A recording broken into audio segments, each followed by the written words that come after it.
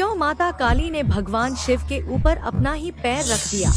जानबूझकर रख दिया या फिर गलती से रख दिया? तो आइए इसकी असली कहानी बताती हूँ। प्राचीन काल में राक्षस रक्तबीज नाम का एक राक्षस था।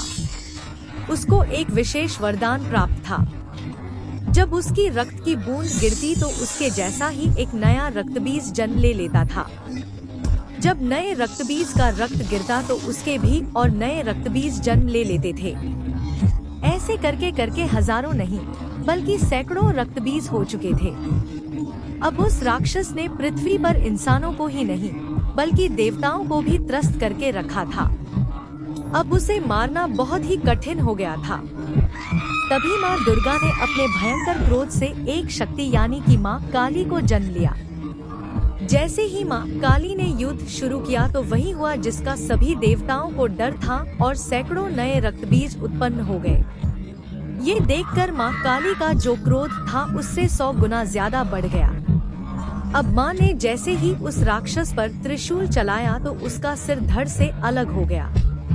तुरंत माँ ने अपनी जीभ को बहुत लंबा किया और रक्तबीज के रक्त को गिरने से पहले ही पी लिया। फिर ऐसे ही सभी रक्तबीज का वध करके उनका रक्त पीकर उनका क्रोध अब 100 गुना से 200 गुना बढ़ गया था।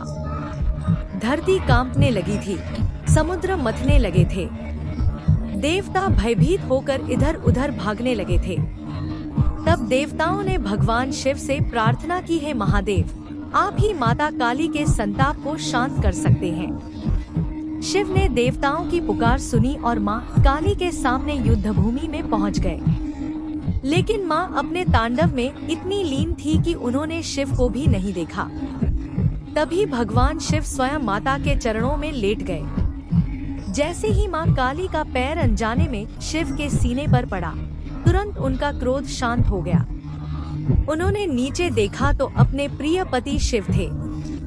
यह देखकर उनकी जीभ शर्मिंदगी से बाहर निकल आई।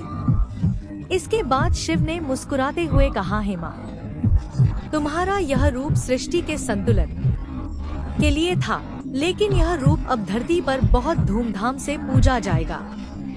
यही कारण है कि तस्वीर में और मूर्तियों में माँ काली को शिवजी पर खड़े हुए दिखाया जाता है।